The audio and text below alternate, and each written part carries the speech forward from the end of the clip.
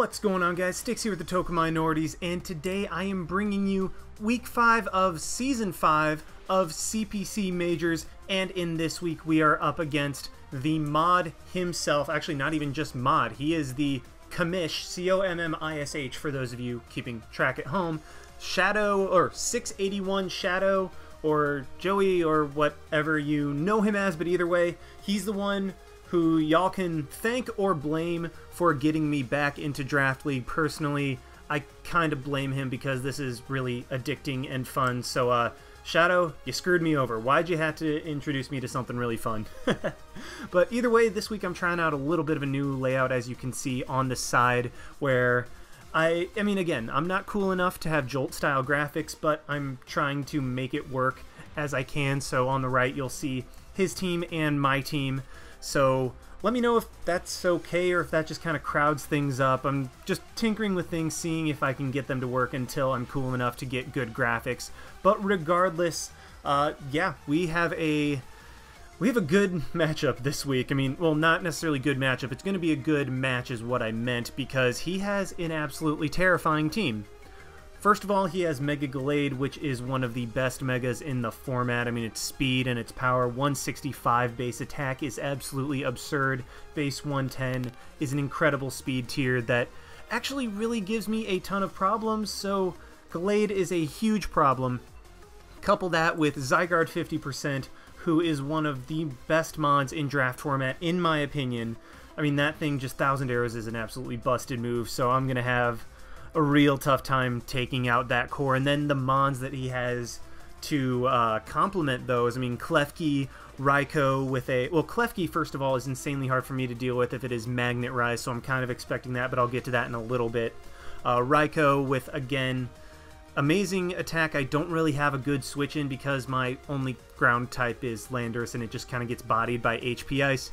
Tapu Bulu is difficult because one of the ways of dealing with Raikou and other stuff is Earthquake, and Tapu Bulu just kind of mitigates that. Vaporeon is incredibly annoying for me. Drapion is, well, Vaporeon's just super bulky and can support the rest of his team. Drapion is a Dark and Poison type, which can give me problems. I mean, basically everything on his team except Metang gives me a ton of problems, and I can see him bringing it, well, not necessarily a ton, but gives me issue to where he is somewhat likely to bring it. So really, I just have to focus on not getting swept by Mega Gallade, Zygarde, and Raikou, and finding ways of dealing with his defensive threats. And yeah, so this is going to be interesting. I have the Cresselia. Was it last week?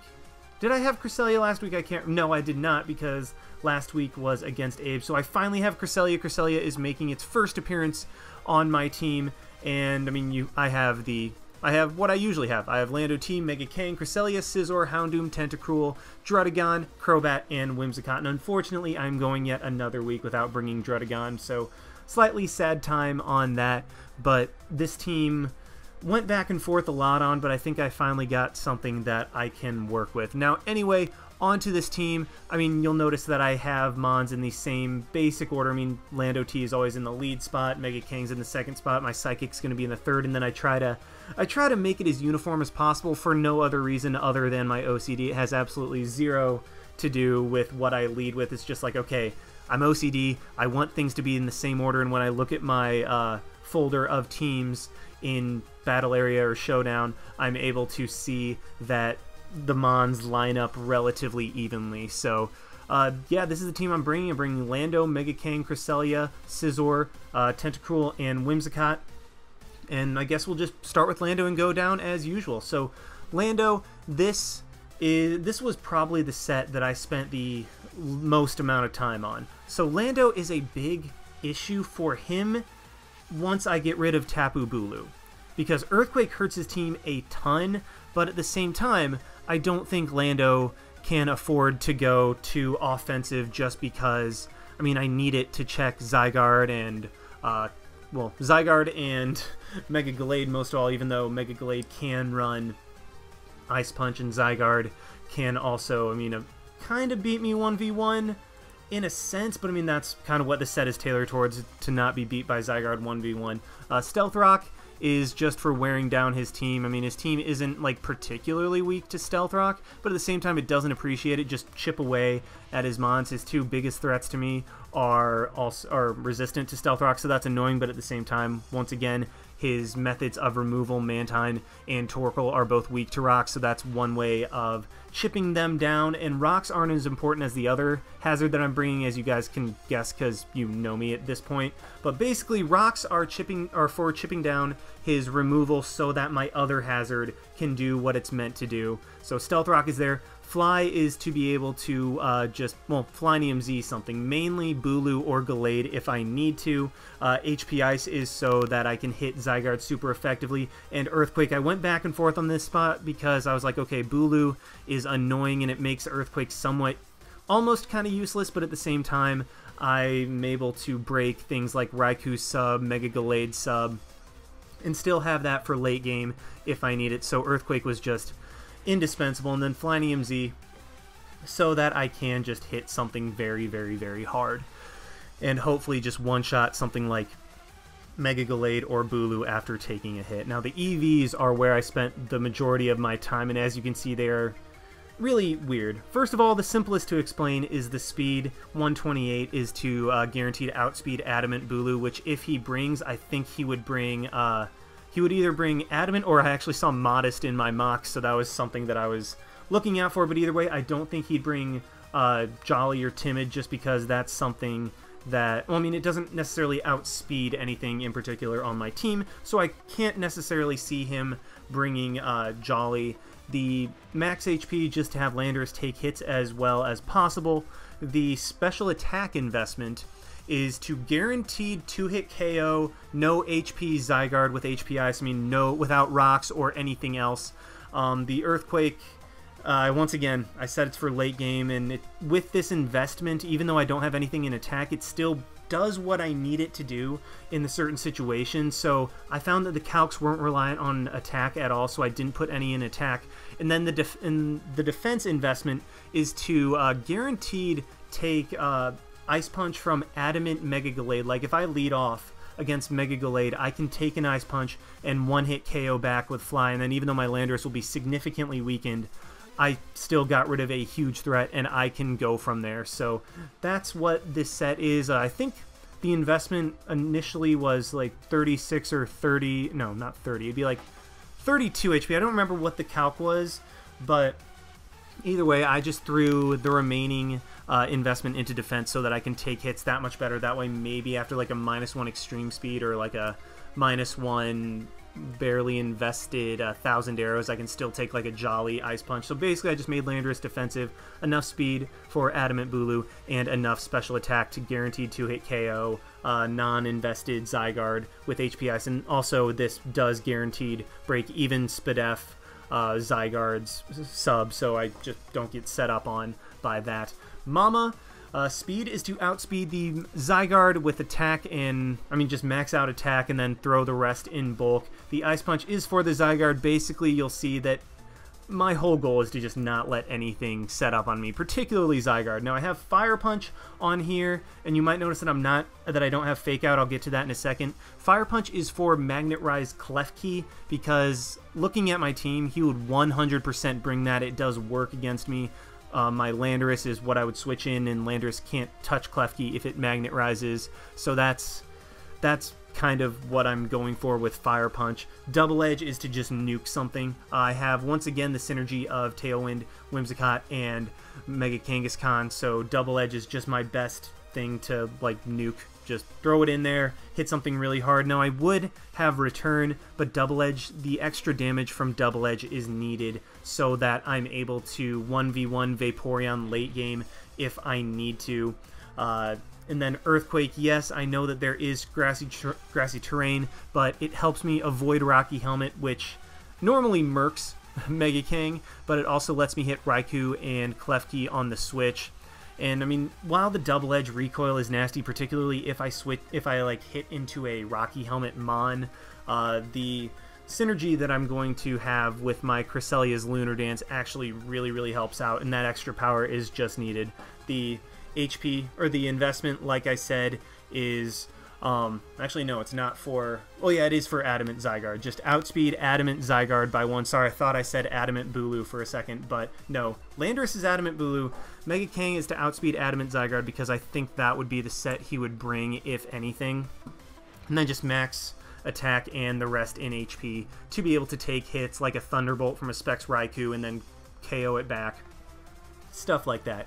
Cress is going to be my way of not just losing. Cress is absolutely amazing in this matchup, but unfortunately has very severe 4 move slot syndrome, so I really had to test certain things here and there. The investment is basically just make Cresselia as defensive as possible. Really don't need it to take all that many special hits, because while sub Calm Mind Raikou can be a problem, I do have Whimsicott that I can just Tailwind up with, or Encore if it tries to set up on me. So basically Whimsicott and the combination of Whimsicott and Cresselia are my checks to Raikou in an emergency.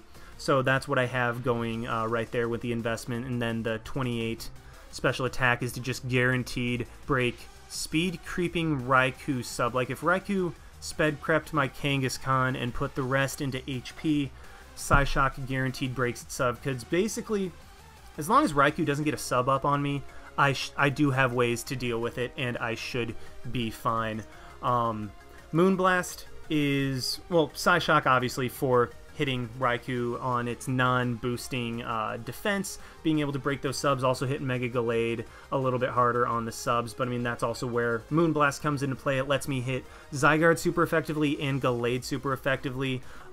This was Ice Beam before, but talking to Jolt, we decided that it was better if I had Moonblast there, because a very common Mega Gallade set is Bulk Up, and if he bulked up, then he would be able to sub up on my Psyshocks. So that's why I decided to go with Moonblast, because it still hit Zygarde super effectively while being able to hit Gallade super effectively as well and make me more difficult to set up. So basically this Crest is just like a, yeah, you're not setting up on me and I'm slowly going to chip you down.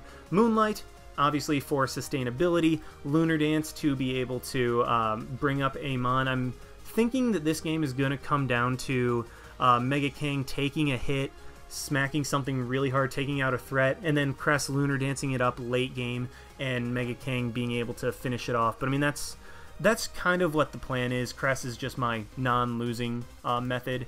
And Colberberry, now I went back and forth between Colberberry and Tangaberry, and it ultimately came down... Well, okay, so first of all, this item is for Swords Dance Mega Gallade to be able to take a hit. Now, Mega Gallade can run one of two things: Knockoff or X-Scissor to hit Cresselia super effectively. And the decision for Colberberry over Tanga finally came down to the fact that Knockoff on a Tangaberry would hit me harder than X-Scissor on Colberberry, so that's ultimately what I ended up going with. And yeah, I'm going to be relying on this Mon a lot, but luckily Crest is stupid fat, so I should be able to deal with that. The Scizor was the latest addition to the team. Initially, this spot, I don't even remember what the spot was, but either way, Scizor was the last addition to the team. Jolt and I noticed that I got destroyed by Scarf Bulu, and Scizor is a way of just switching in, taking advantage of that grassy terrain, getting a little extra healing, and then also being able to check Bulu, be a... I'm not even going to say it's a check to Mega Gallade, because Mega Gallade, even at this investment on my Scizor, still 2-hit KOs with Jolly Close Combat. Mega Gallade is stupidly powerful, but basically this is another win con and a way to not lose to Bulu. Max defense is, I mean, just straightforward, be able to take like Banded... Well, actually, I avoid the 2-hit KO from Banded Superpower from Adamant Bulu, so that's kind of what I was going with, and occasionally can take hits from other mons just with that HP. But also, the fact that I have Swords Dance on here makes it a potential win con late game.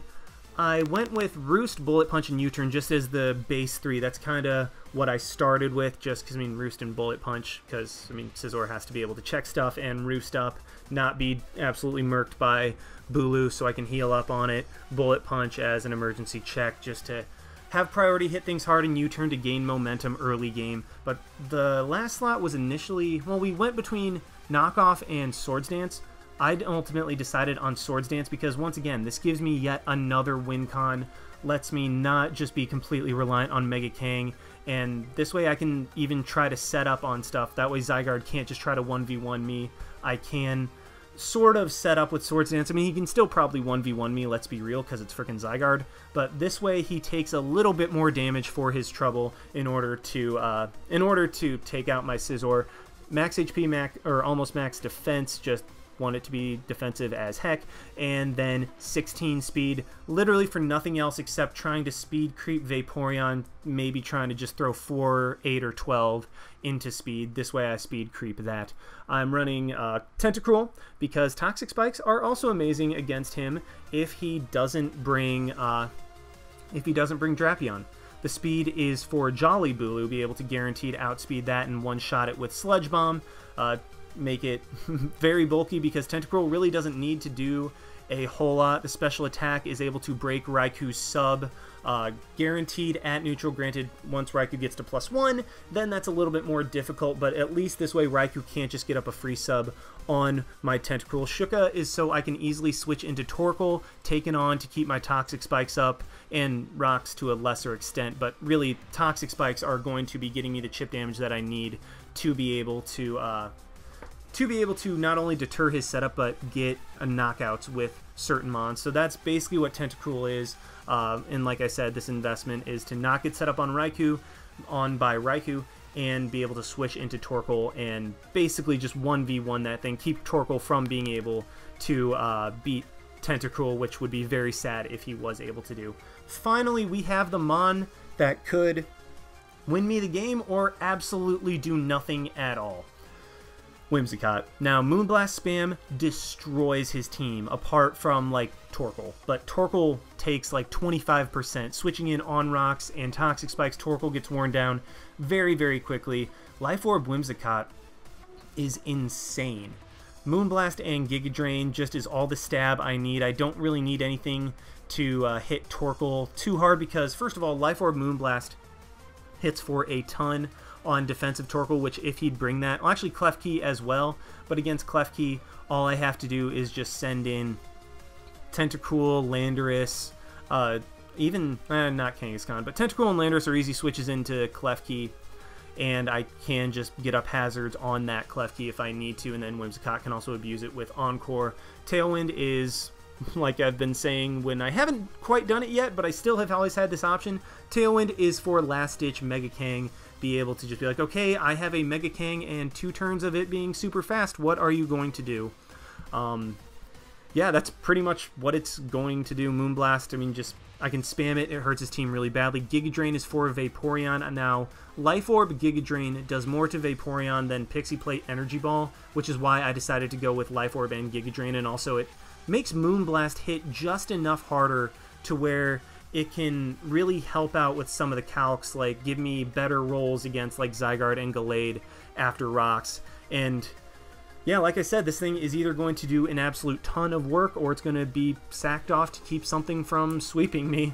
And the speed is for Raikou, just rest and special attack and some into HP. So that's the team, and let's go ahead and hop on over to the battle. Alrighty, so we have the battle here, and at Team Preview, the first thing that I notice is that Whimsicott is not going to be doing nearly as much as I thought, because I guess Torkoal still, I mean, Torkoal resists, and it only takes 25 or 27% minimum from a Life Orb Moonblast, but I'm noticing that Mantine and Metang were brought, so basically the ones that I weren't expecting were Torkoal, Mantine, and Metang over Klefki, Vaporeon, and Bulu, so that makes me really happy and kind of nervous at the same time because my team is very much dedicated to taking on those threats and handling them, so this was an interesting one to say the least, but I'm immediately noticing that Scizor can potentially put in work if I get rid of the Torkoal and the Mantine, so that's something that I'm going for. And also Mega Kang. Oh, Mega Kang is absolutely terrifying. I just spam Double Edge and claim kills whenever it is in. So I'm just going to lead with Landorus in this case, because if he leads Mega Gallade, I can take that thing out immediately, but he does lead Raikou, and I am not risking Landorus taking a huge hit early. I am getting out of dodge and going straight into my Cresselia, because I can just kind of pivot around if I need to. He goes into his Mantine immediately, and not wanting Cresselia to take a Toxic or anything like that, I just go into my Tentacool, because it is kind of a cover-all play for Mantine. Mantine really can't do a whole lot to Tentacool, and this way I can like fire off Sludge Bombs, get my Toxic Spikes up, that type of stuff. And he does double into his Torkoal as well, so first couple turns we just spend doubling around. However, I am in a good position at this point, so I'm just going to get up my Toxic Spikes, start pressuring him, force him to try to spin with Torkoal or Defog with Mantine. And he goes into his Metang, and I know that Scizor is a 100% switch in to Metang, so whenever this thing comes in, I can just go into Scizor and U-turn, which I'm going to do right here as he goes into his Torkoal. So I get a little bit of chip damage off on that Torkoal, and then I'm going into my 100% response in my Tentacool. Now this Tentacool, like I said, is designed to take on Torkoal, make sure my rocks stay up, and go from there. And he gets me right here. He really does. Like, I was expecting him to try to switch into Mantine, so I was trying to be a little bit cheeky and not attack what's in front of me, and my Tentacool is going to pay the price. He reveals Amnesia and Rest.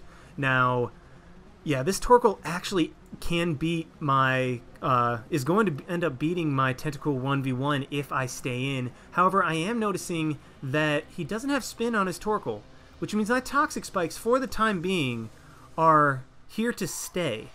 So I'm completely okay with this. I'm just going to Scald, try to get him low. Basically, I just want to safe switch into my Landorus or something else that I can force this Torkoal out, because right now, this Torkoal's a threat. Knowing that he's probably going to wake up and go for the Rest again, I am just going to go into my Landorus right here, as he actually goes for another Amnesia. Now, I think that was kind of a misplay, unless he calced it and he lived another Scald after that. But either way, I am able to just go for the Earthquake. I didn't bother predicting, because that Torkoal was enough of a threat. I wanted to get rid of that. Now, I do switch into my Whimsicott right here on this Mantine, because, I mean, Landorus doesn't OHKO bulky Mantine for sure, and I want to save HP on my Landorus. Landorus is important enough to where I don't just want to sack it off to get rocks.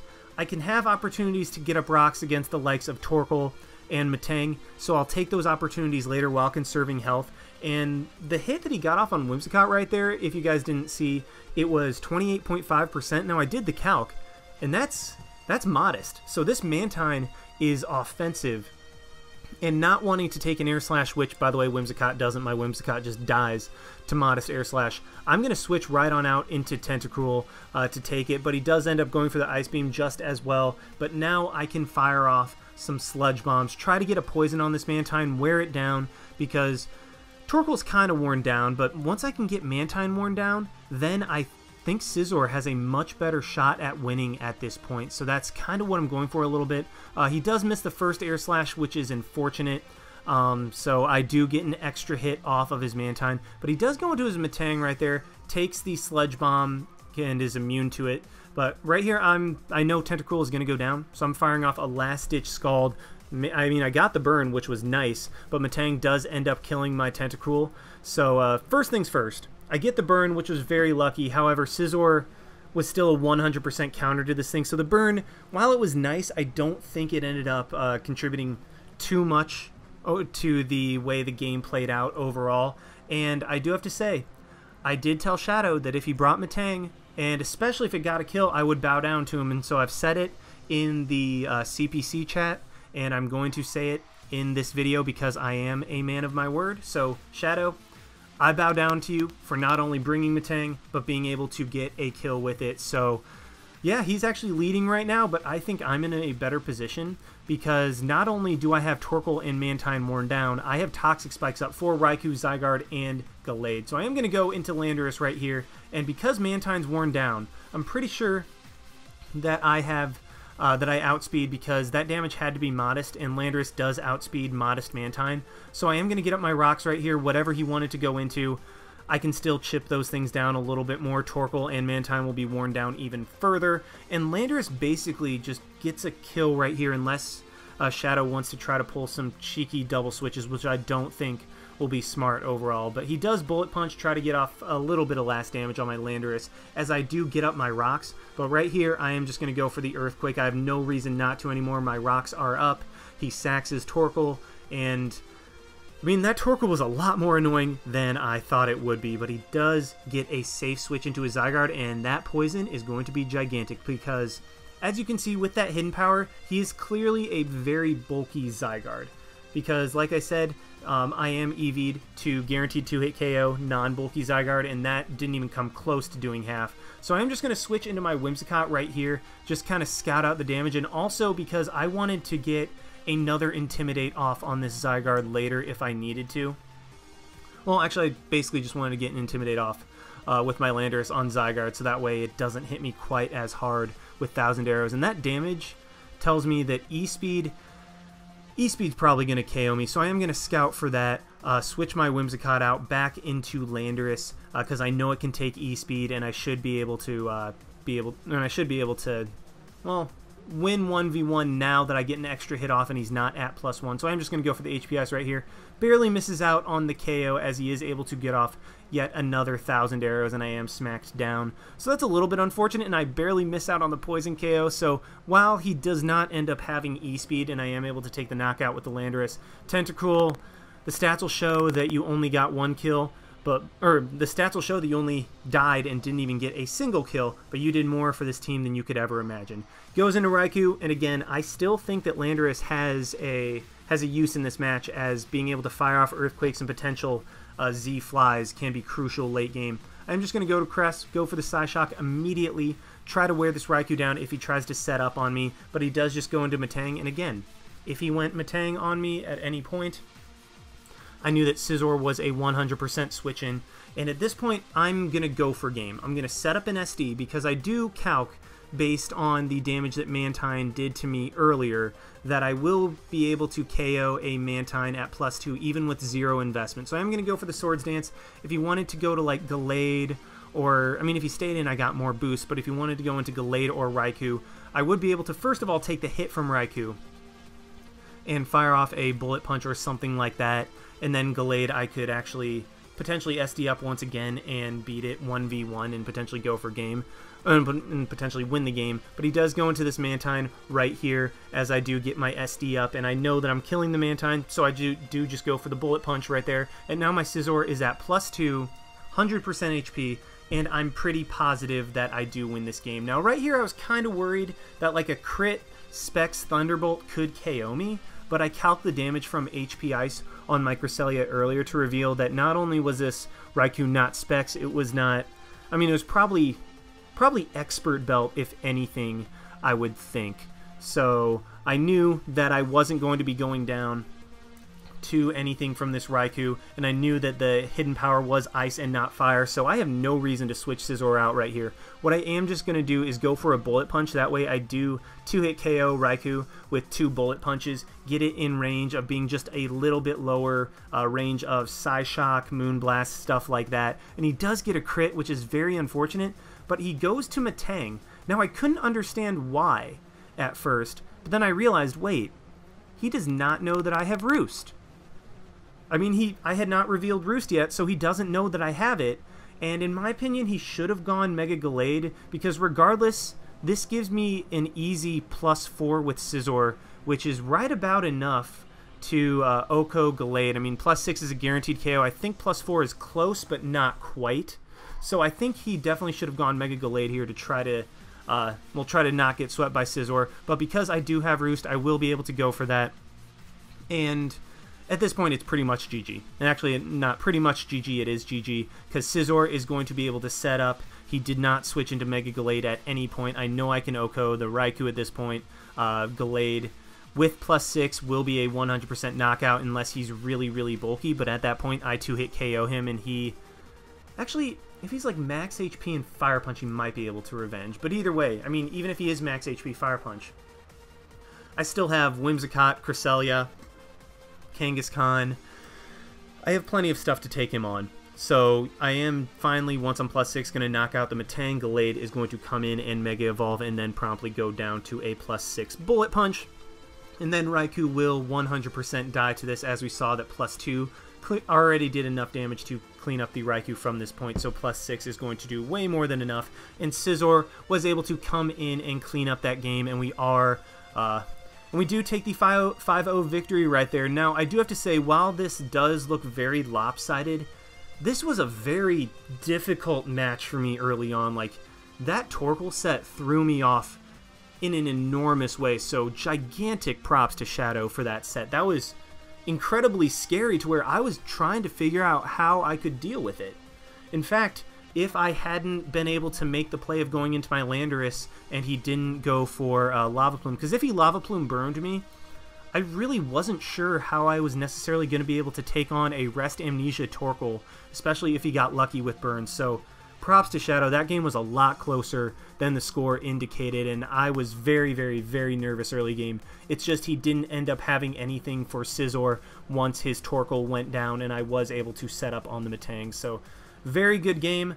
We are now 5-0, so I'm really hoping we can keep this going. I'm currently having a lot of beginner's luck in majors, and yeah, let's see if we can... I mean, I know I just said let's keep this going, but I mean, there's really nothing else to say. If we keep winning, then we keep winning.